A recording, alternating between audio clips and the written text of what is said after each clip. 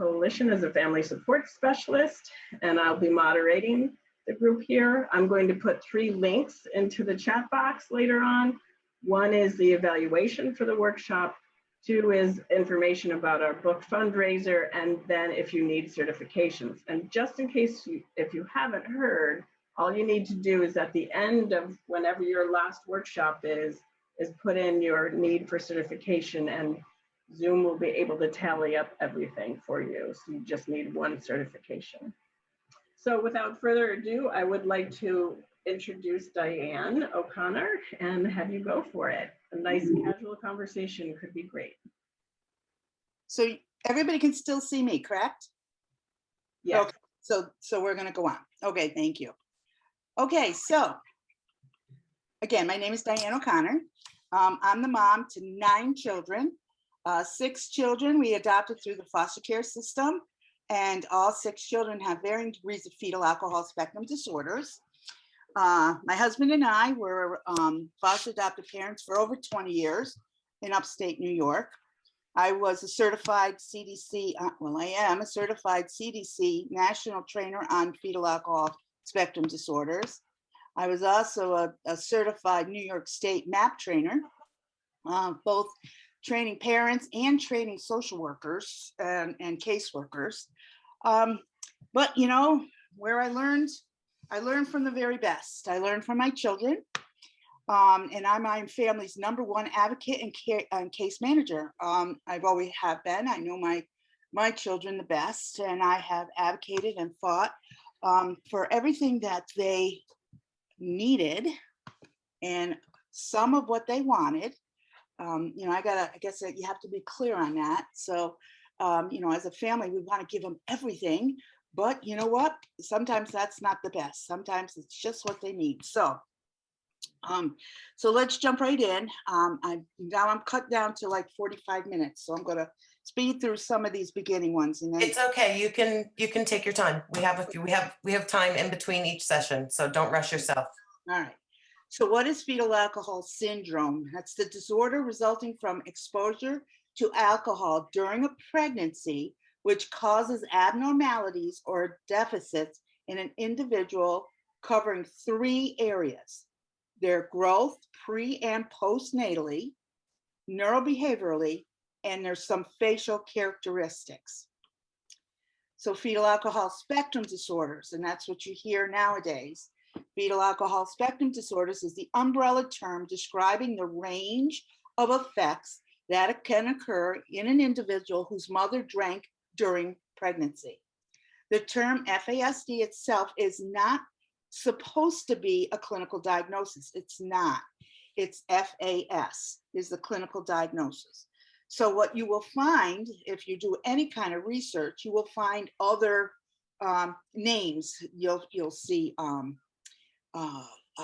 things like FAE, that's fetal alcohol effects. That's what some of my children were diagnosed with. Alcohol-related birth defects, alcohol-related neurodevelopmental disabilities, and partial FAS, so it'd be PFAS.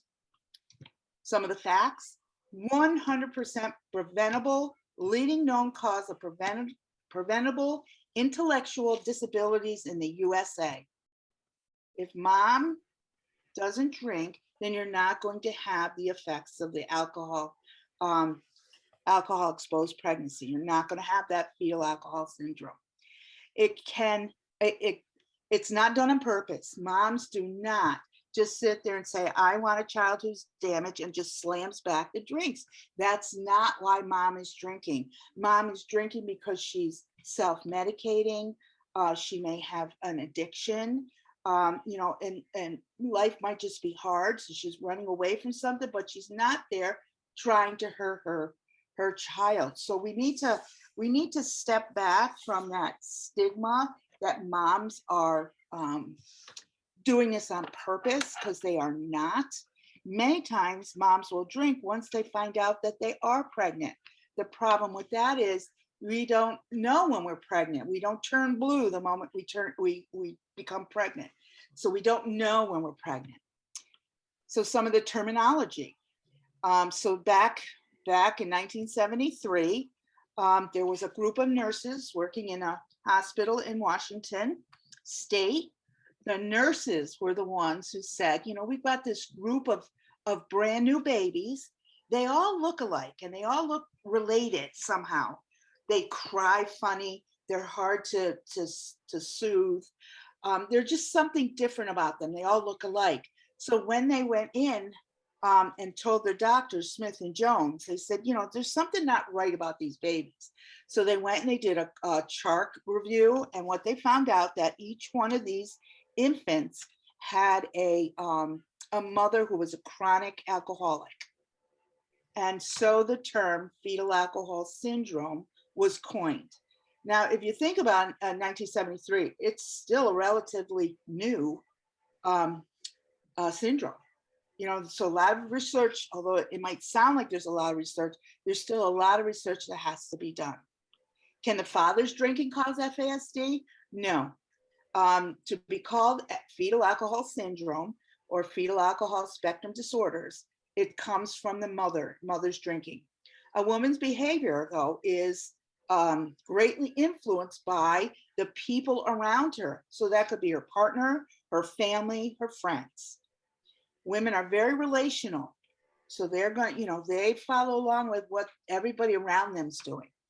FAS prevention is not just a woman's issue. This is not just well, the mother should know better. Well, guess what? It's all of our issues. Many pregnant women need support from their partners, extended family members, and the community in order to abstain from alcohol, especially if she has, if she's abusing or has an addiction to alcohol. Alcohol crosses freely across the placenta. So even as early on, you know, 1960s, they still were thinking that the placenta was this like a metal safeguard around the baby where nothing could get through. But we know now that alcohol passes freely from the mother to the fetus.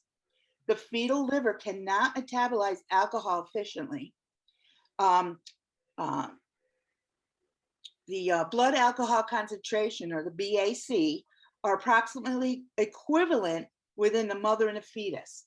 So if mom has a high blood alcohol concentration, the fetus is going to have a high alcohol concentration. But the fetus is more susceptible to alcohol than the mother.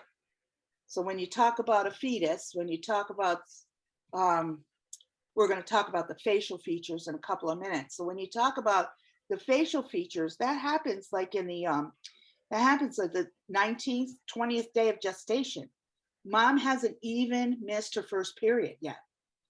And the fetus itself is the size of the ear of on a dime. Who's on a dime? I don't remember anymore. So the fetus is as tiny as the ear on the dime. So you can imagine if mom is having 2 or 3 drinks, what that looks like to the developing fetus. So during this, size does matter. Okay, so the first thing we're looking at is the dose of the alcohol. And I don't know if you remember years ago, there was this whole controversy on Good Morning America. There was a woman who said that she was being shamed because she would have a glass of wine every night with her dinner, and that people were attacking her for doing that. And she said that her doctor said it was okay to have a glass of wine. She was further along in her pregnancy. And in the picture, they showed her holding this goblet of wine. Well, you all might think a goblet of wine is, you know, is that big, and that's a dose. But when you look at a goblet, that could be 2 or 3 doses of wine. Because what you get when you go to a restaurant, you get those tiny little goblets, that would be 1 dose of wine. Okay, so when you look at a goblet of wine, that could be what we call maybe a binge drink. So that could be very damaging. Because you can't see the gestational chart, which is too bad. So what I'm going to do is you're going to get handouts afterwards. I'll make sure that the conference has those handouts so that you can see it. So right now I'm showing a gestational timing chart. And it does show that first 2 weeks of gestation. And again, we don't know when we become pregnant. So in that very first 2 weeks, where the egg and the sperm fertilizes the egg, that's when you become pregnant. But you don't, fetal alcohol syndrome doesn't start until that egg attaches to the uterus. And that happens in those first 2 weeks. But you can't say, okay, in my body, my umbilical cord attached at three days. So I drank for the first and second day. Well, what if it attaches at the 15th day? Well, I can drink till the 15th. You just don't know when that happens. So the information that should be given out is, if you plan on getting pregnant, stop drinking. If you do not want to get pregnant and you want to keep drinking, then use safe and effective contraception. All right, so that's the message that has to be out there. So really, as soon as you start thinking about becoming pregnant, that's the time when you should stop drinking. So, and then when you see this later on, the bars go right across. So the central nervous system is the system that starts right off. So the cells start to divide. And what alcohol does is it causes cell death. It causes faulty migration of the cells. So as they divide from 1 cell to 2 cells to 4 cells to 8 cells, as that division's happening, they're also moving to the place that they're going to be in that baby. So it causes faulty migration. And then alcohol also causes, because of cell death, that will cause whole areas of the brain to be missing. So there's certain portions of the brain that might be missing. Most of the damage that we see without the facial, even with the face, when you look at it, it is at micro level, the damage is. So it's the myelation around each nerve cell is damaged. And so that's usually, so an MRI may not be the thing that you're looking to have to get a diagnosis of fetal alcohol spectrum disorder. You're looking at more like a functional MRI, where it actually shows where the connections and function are. You know, the eyes are in the front of the head, yet the function for the eyes are in the back of the head.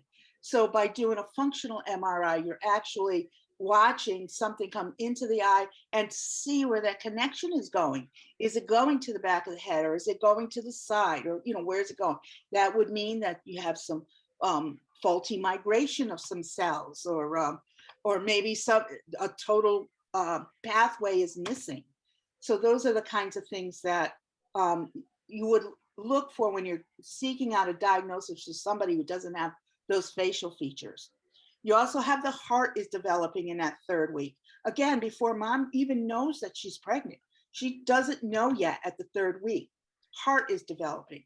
Many of these children will die either during or right at birth if their exposure was great during that 3-week period, because the heart never got a chance to form.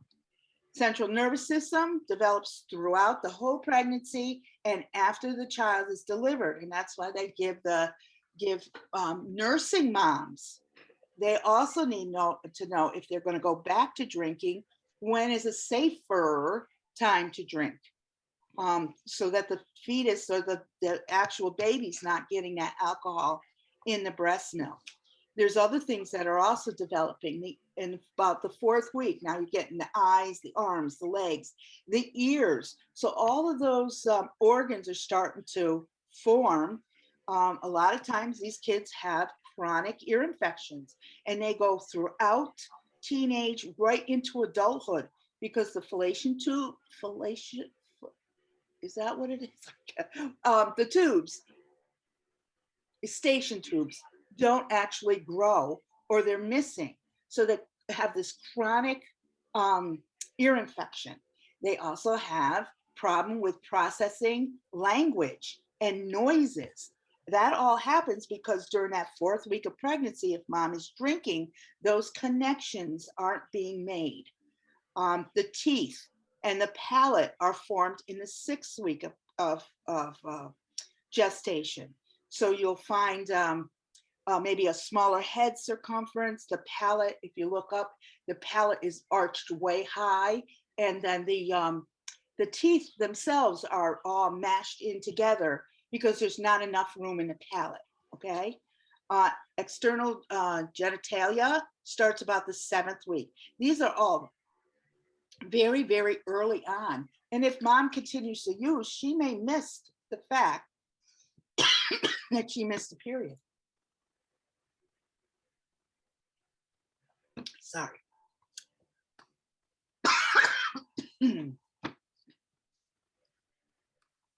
Oh, sorry. Bless you. Allergies this time of year is really, really tough for me. Okay, who can make a diagnosis? Typically, it takes a team of doctors to make a diagnosis. Unless that baby has those first 3 things that we knew, prenatally that the baby was short in stature, underweight, had the facial features, and some neurological problems, a doctor could make that diagnosis right in the birthing room. Otherwise, it's a team of doctors that you're looking at. So you're looking at somebody like a physician, a developmental pediatrician, a pediatric neurologist, a pediatrician, family physicians, psychiatrist. My children were diagnosed with a team, a social worker who worked in a school for children who had mental health issues, but she had a child with FAS, with fetal alcohol syndrome. So her and the psychiatrist teamed together and they had a clinic. So the psychiatrist, dysmorphology, they're the ones that look at the individual. It should, your whole body, your whole system should be symmetric on both sides. They're the one that can look at the body and say, well, this is off or this is off. The eyes are close together or are too small. They're the ones that look at those facial features and other features like the crooked little fingers or the hockey puck folds in the hands or the little toes without toenails. They look at all of those things and they can also help with a diagnosis. And then a clinical geneticist, and those actually do rule outs. So for our kids, it was rule out Fragile X, rule out Noonan's. So there was a couple of things that they ruled out before we had our diagnosis. How is FAS identified? So we talked about the growth defects in height and weight, pre and postnatally.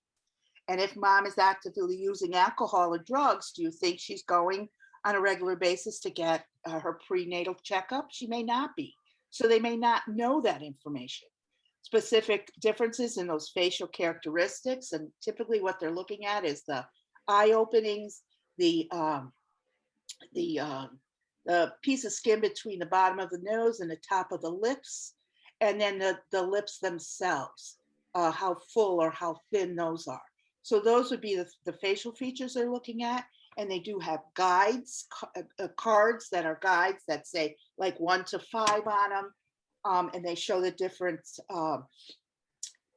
lip sizes or the philtrum where the skin between the under the nose and the top of the lip, or the eye sockets, the papillae fissures where they would measure those.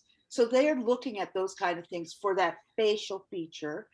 Damaged central nervous system, what does that mean? Sensory issues, learning disabilities, any kind of those things. And then evidence that mother drank while pregnant. Now the CDC understands that many of these children are adopted from foster care or adoption into adoption.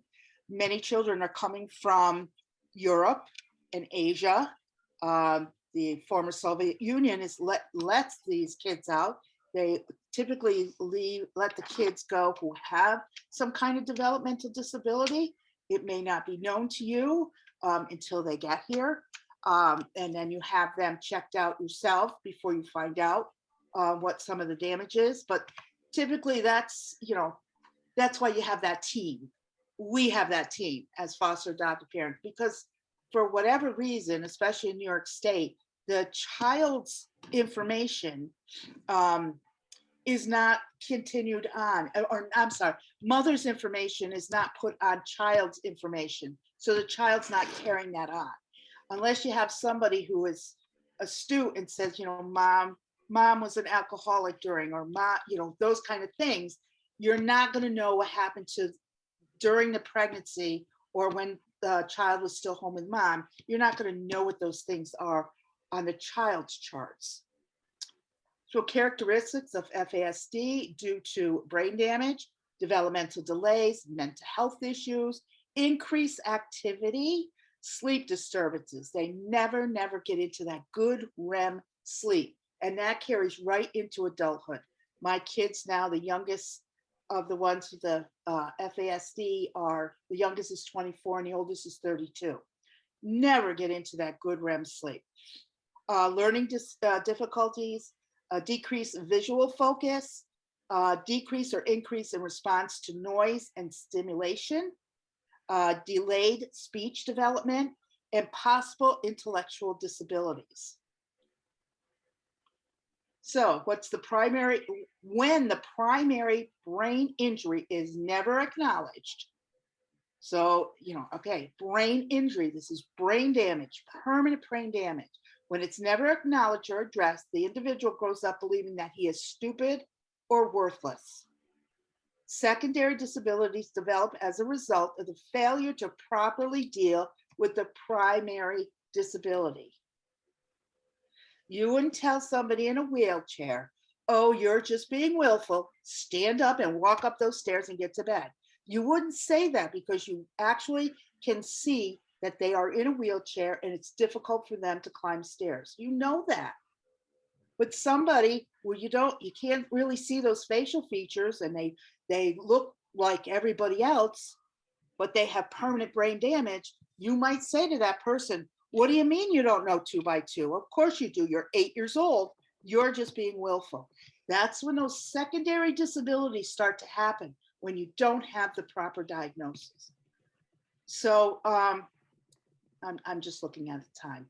So some of the, Ann Streichguth, if you are doing any research on this, you're going to see Streichguth's name, S-T-R-E-I-S-S-G-U-T-H, Ann. She's this little tiny woman with this wild, crazy white hair, and she's always moving, always around. She was out with Jones and Smith out in Washington State when these little babies were born. And they asked Ann to, you know, help with this chart review, and asked her to go back and pull other charts. And they have a huge cohort of individuals in Washington State, because they were the only ones diagnosing fetal alcohol syndrome. All the adoptive families were going out there to get a diagnosis because they knew something wasn't right. And once they started hearing about this, they would take the trip out there to get a diagnosis. So they have this huge cohort. So back in 1997, Ann wrote a book, and it's called Fetal Alcohol Syndrome, a guide for families and communities. And out of this 4-year study, she had 500 people that they had diagnosed. And she did this study with these 500 people. Now, they all didn't end in 4 years. Some of them had died, some of them had moved on. So, but whatever, she ended with a huge cohort of people. And what she teased out of that is one of these, this one. The book is a number of different things that she got out of this study, but 94% of these individuals had a mental health problem. Today, people would say 99% have a mental health problem. Disruptive school experiences, 43%. Inappropriate sexual behavior, 45%.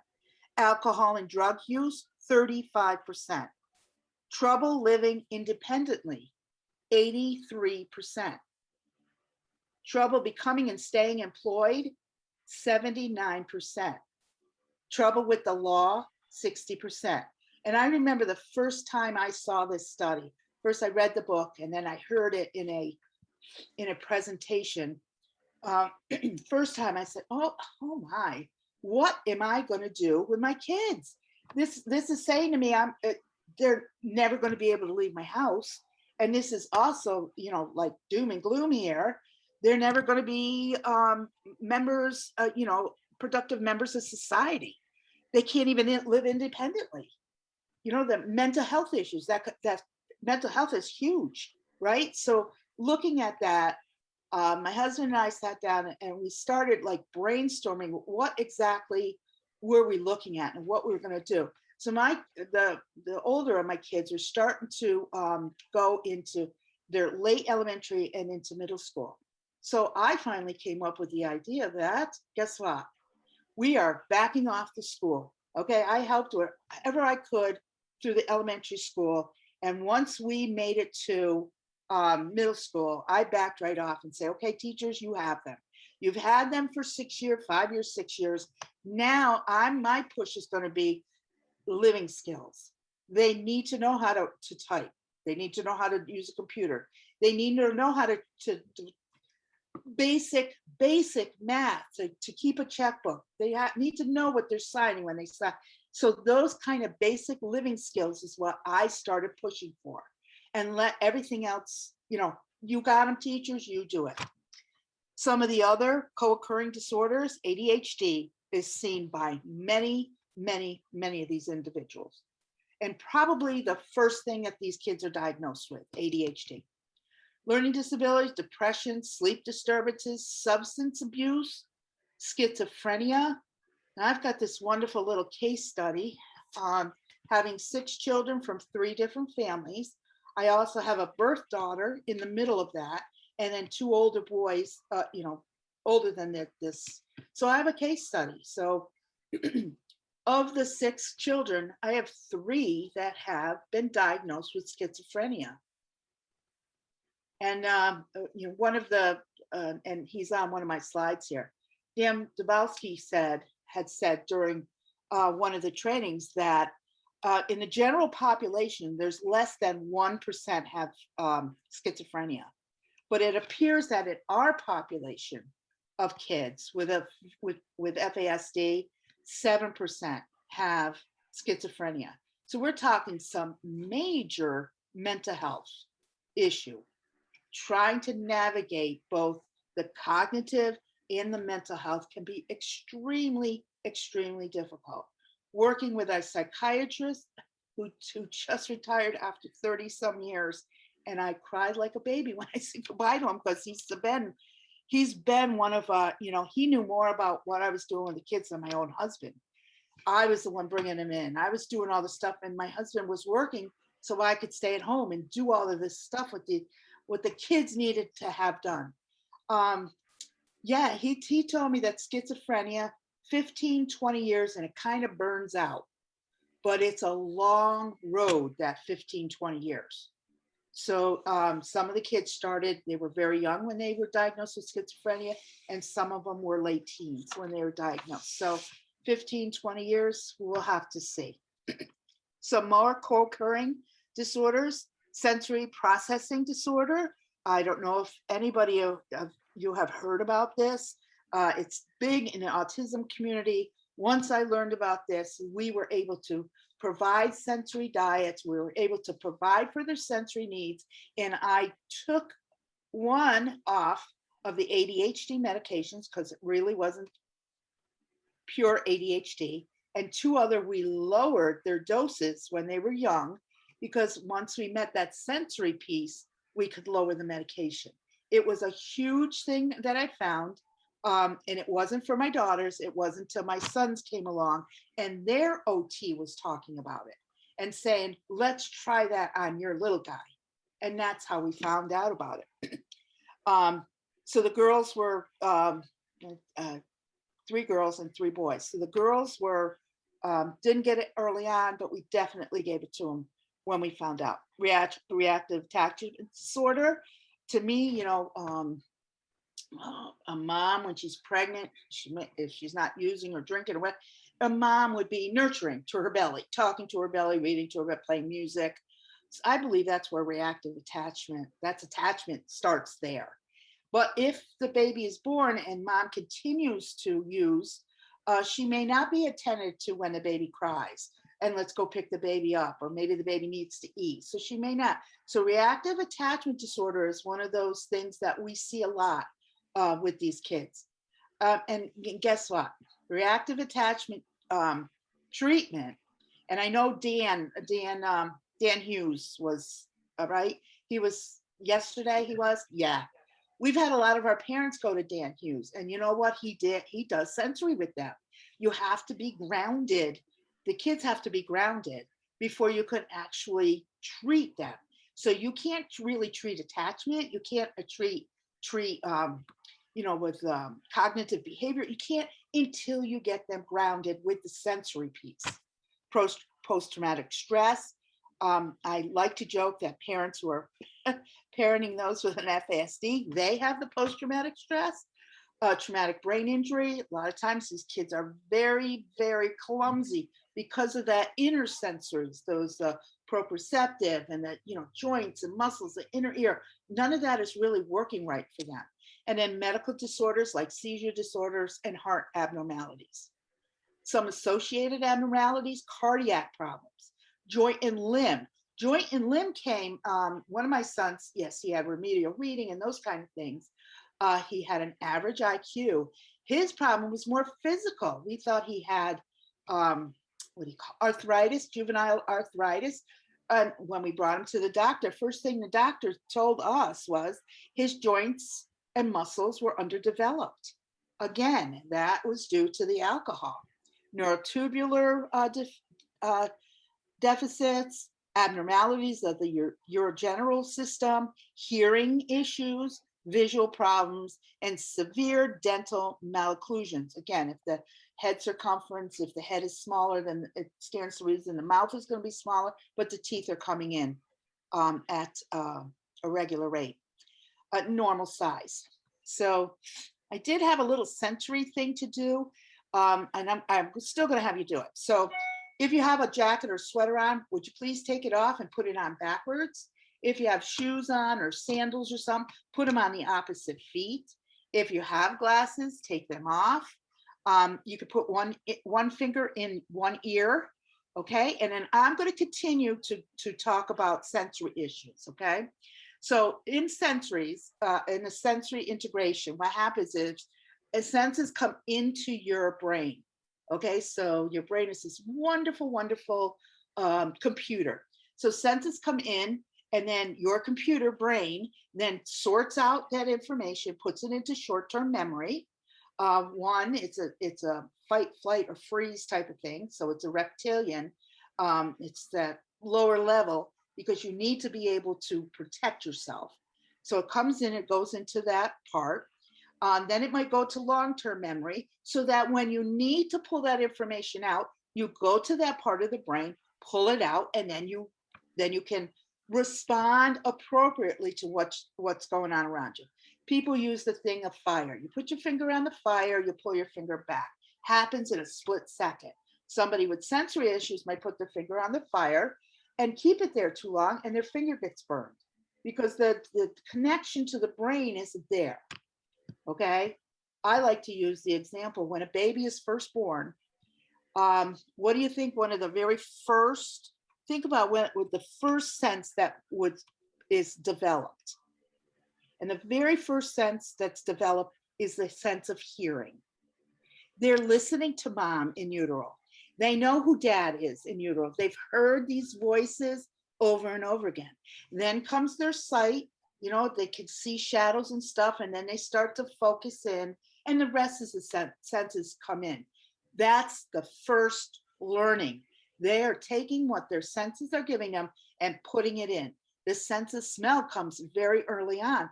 The baby needs to be able to smell their mother, so they turn to their mother to nurse.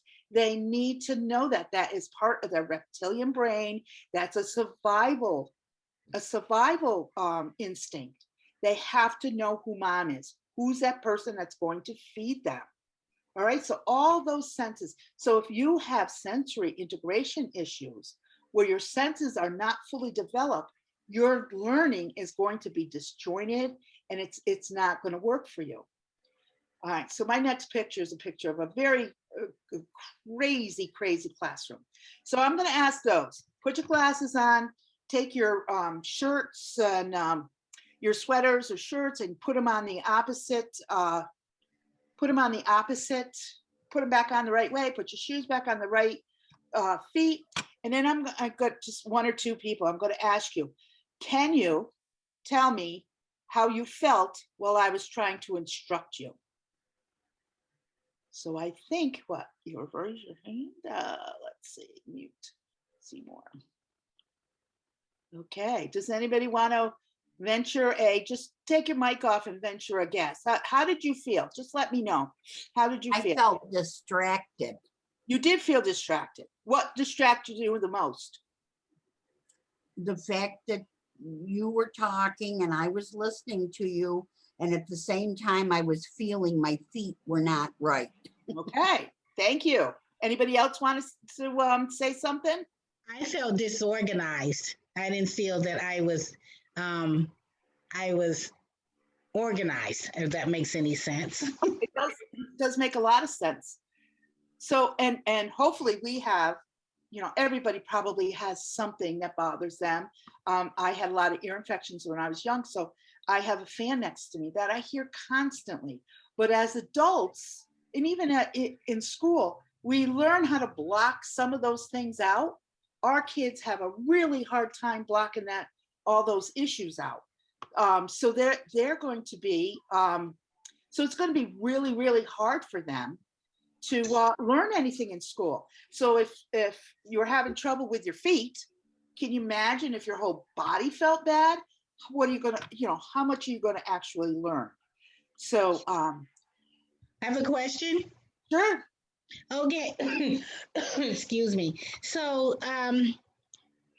So usually kiddos that have sensory problems, wouldn't it be more effective for one to help them focus on one thing at a time? Like for example, making sure your shoes are on correctly or your shirt is on correctly. Because if you know that your shoes are not on correctly and I'm telling you to do something else, or you have to do something else, then you become very anxious and very confused and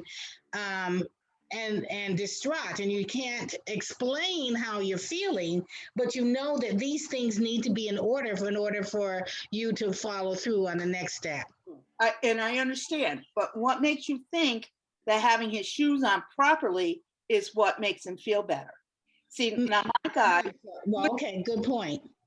My guy did not wear shoes all right before kindergarten. And we got to work on this. He's going to kindergarten. He's got to have shoes on. We got to work on it. That morning before kindergarten, we are in Walmart looking for another pair of shoes for him to wear. And we ended up with a pair of blue mud boots. That's the only thing he would put on. He wouldn't wear socks. We put on those mud boots and I sent him to school. And don't I get a phone call saying, You took them off. No, he didn't take them off. They're saying, do you know how your son came to school? He doesn't even have socks on. He's got these mud boots on and no socks. So I said, in my calm way, I said, I wanted his first day to school to be fabulous. And if he was worried about what was going to be on his feet, he would not be able to attend to school and have a wonderful day.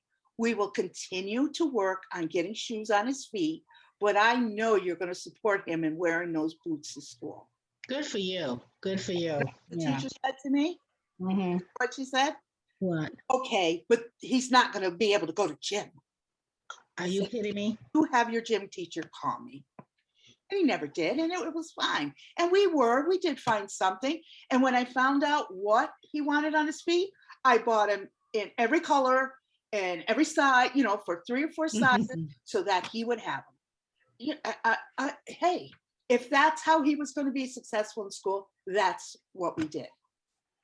Excuse me, Diane, I don't want to take over anyone else's time, but I'm listening to you. And when you said, well, for my kiddo, him having to, whatever task he's trying to work on to help him be organized, he has to finish that task first before going on to another task. And I noticed that if you give him too many tasks or you talk to him and expect him to respond while he's focusing on, say, for example, tying up his shoelaces, he becomes very distraught. Is that a sensory issue? It could be he just doesn't understand. Uh-huh. Permanent brain damage. Uh-huh. Okay, so he might be able, and it might be a sensory issue. Yes, he may not like the shoes he's wearing. He's doing it to please you, or he just doesn't understand what he needs to do. And tying shoes, if you think about it, think of how many steps there are in tying shoes. So I would eliminate the tying and get the Velcro, or get the shoes, you slip right on. Yes, you will work on the tying, but is it that important that he has to tie right now? Do you so what I'm trying to get at is the best way for these guys is we want them to be successful. And with them to be successful, we have to step back. One, they're dismature for their age. So they could be 9 years old, but really cognitively, emotionally, they're only about 4.5 years old. So if you look at a 4-year-old, what do you do for a 4-year-old to get them to learn how to tie their shoes away? You buy them Velcro, and then you work a little bit of a time, over the time to get them to tie their shoes. And it might take him to 12. He may never learn to tie his shoes. And that's okay. It really is okay. There is no law that says he's got to have tied shoes. So you really have to look at it from his little, all right? He has brain damage. So what can we do to help them to be successful? And if he's getting frustrated tying his shoes, okay, put on your slide-on shoes or put on your sandals, whatever makes his feet feel good and whatever makes him feel successful.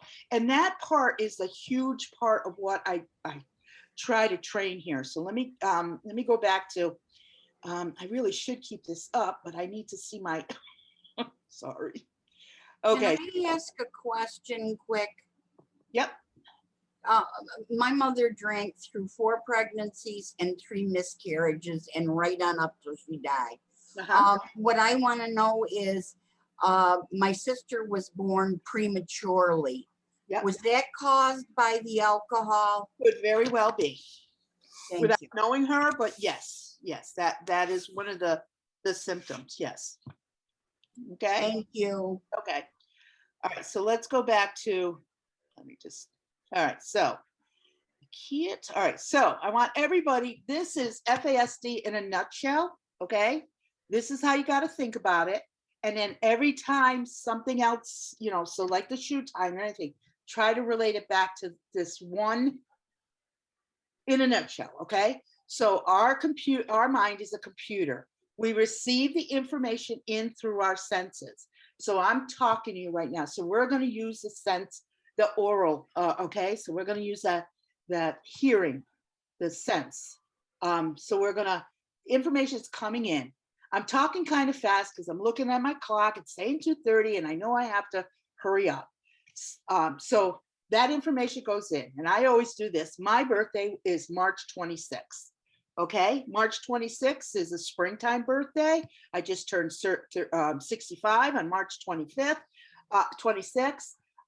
And I got to say it at least one more time, March 26th, so that you get it in your brain. Okay. I believe that teachers have to say something like 6 times before kids actually do remember. Okay, so I said March 26th a number of times. You take that information and it goes into short-term memory, and then it gets filed in long-term memory in these wonderful file cabinets.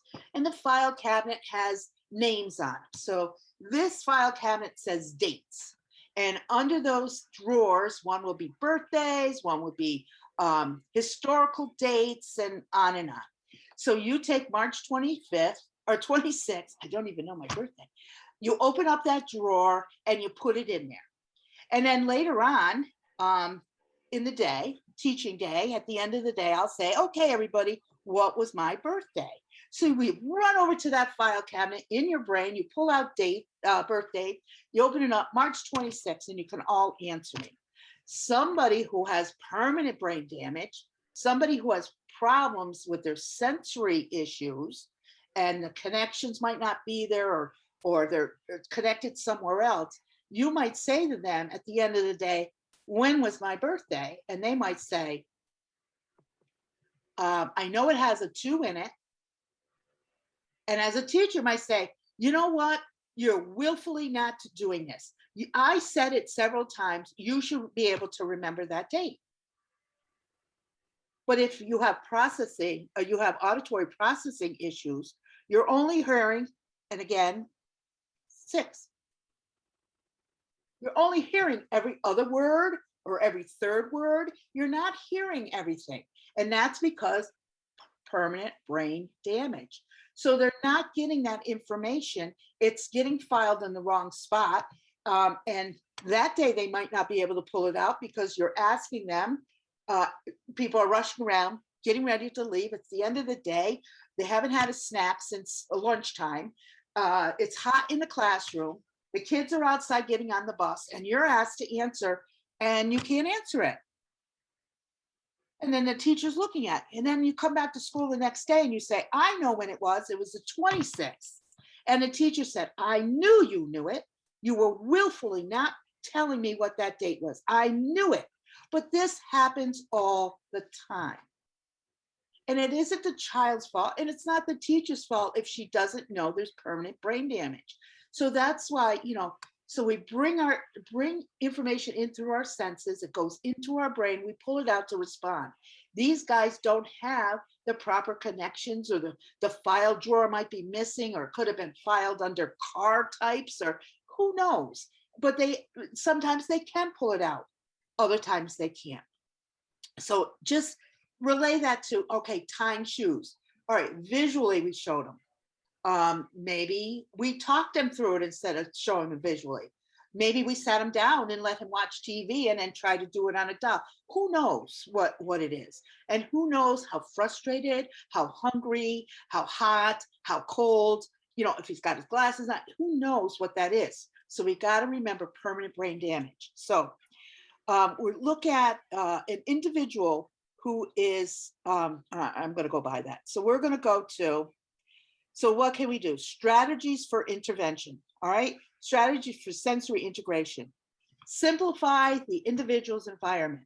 And we as parents want our kids to have everything, every toy, every game, every piece of clothing. And guess what? It doesn't mean anything to them. Material things really don't mean anything. So as much as you can simplify, as much as you can put away. With my guys, when they were littler, I actually had a bin that had toys in it, and I would dump those toys out. And after 2 weeks, I would get another bin with toys in it, put those out, take the other toys in. It was like, oh, Christmas, new toys all over again. They totally forgot about the first bin and they moved on to the second. They didn't need every single toy out. It was too much for them. Provide a lot of one-on-one physical presence with these guys. It helps them to ground them. Avoid sensory triggers. A sensory trigger might be the flashing lights. It might be a siren.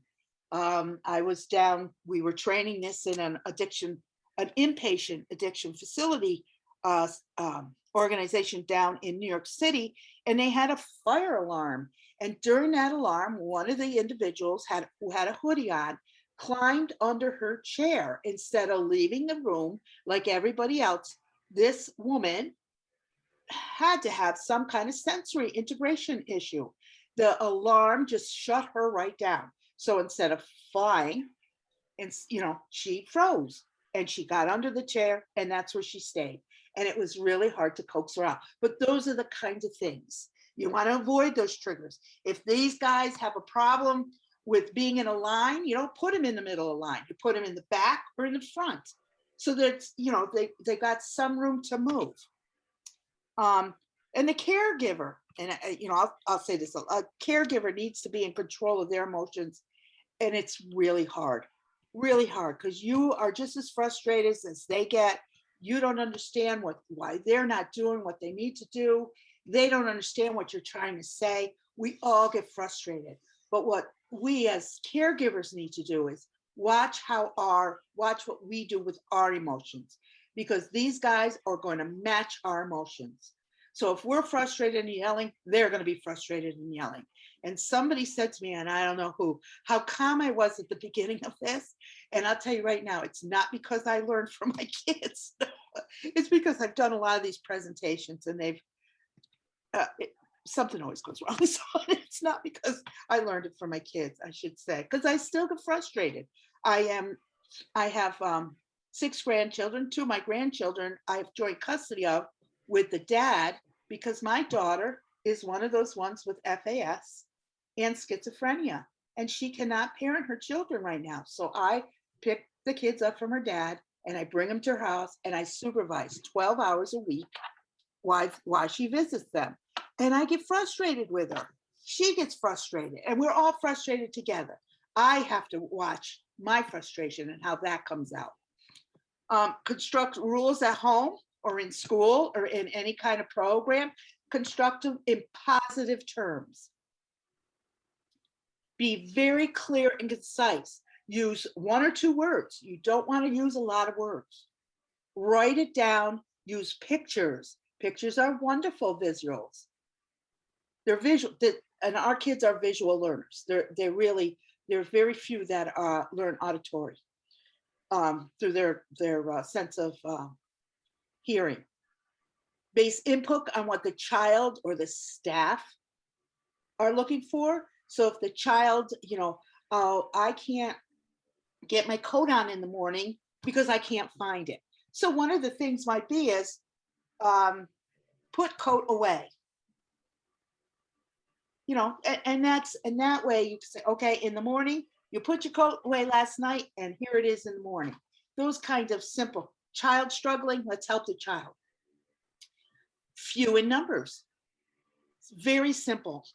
And have the parent and the staff comments on it. And commitment. If the staff or the teacher is not going to follow through what you're already doing, it's kind of hard. Because once it does get in their head, it's very hard to get it out. Poor auditory processing. That's the red flag for an FASD. I would say ADHD and sensory poor auditory processing would be the 2 things to look for. They may talk later than others. Their speech may be hard to understand. They are slower to use full sentences. Okay, so those are those delays very early on. Early intervention is wonderful. Special preschools, wonderful to help get these kids caught up. Ability to express themselves is better than the ability to understand what's being said. These kids can talk and talk and talk and talk. They want to be liked. They want to fit in.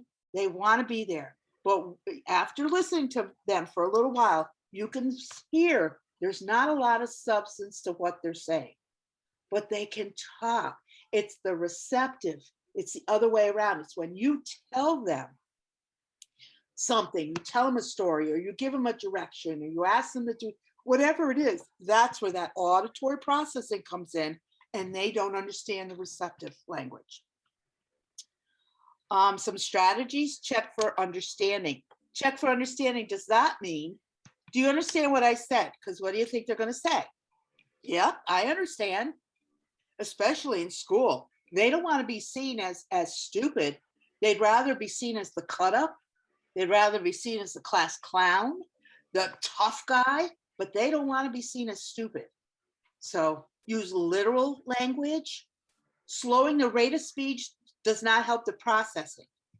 It just increases the memory load on the listener. So what you want to do is pause, use fewer words, pause between each thing, and then move on. That gives them time to process it through their brain. Teach using calculators and computers. Look for misinterpretation of words or actions and correct them as they occur.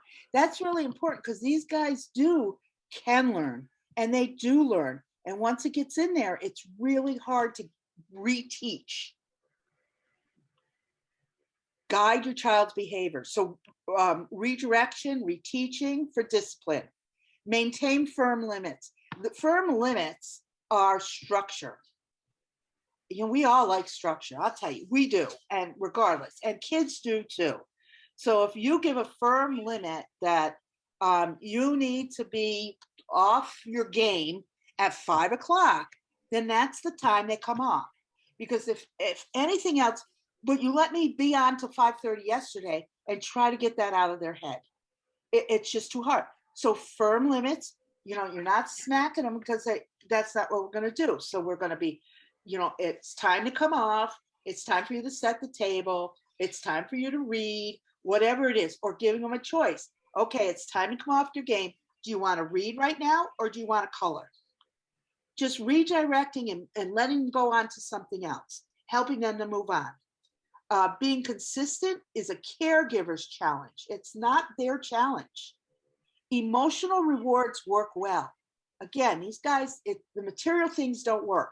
They would rather have a hug or a pat on the head or, you know, you did a great job. How do you feel about what you did? Those are more important to them than getting any kind of gift or reward. Hey, Diane. Yeah. You can hear me. Yeah.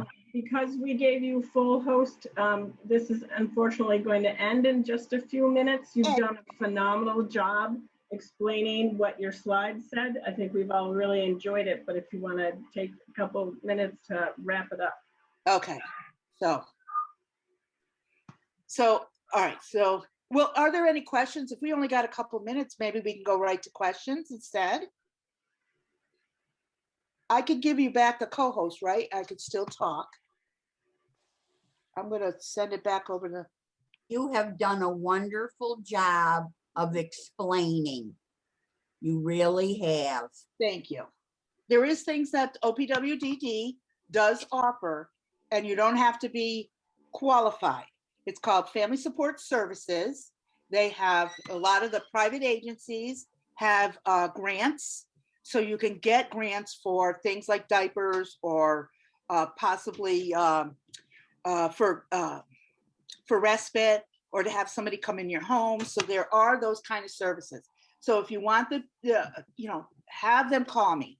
We are working, I am, and a doctor from New York City and the people from Rochester, we're working on, OPWDD is using an old diagnostic criteria. And we're trying to get them to come into the new world, come into the new age here. And it's been really hard.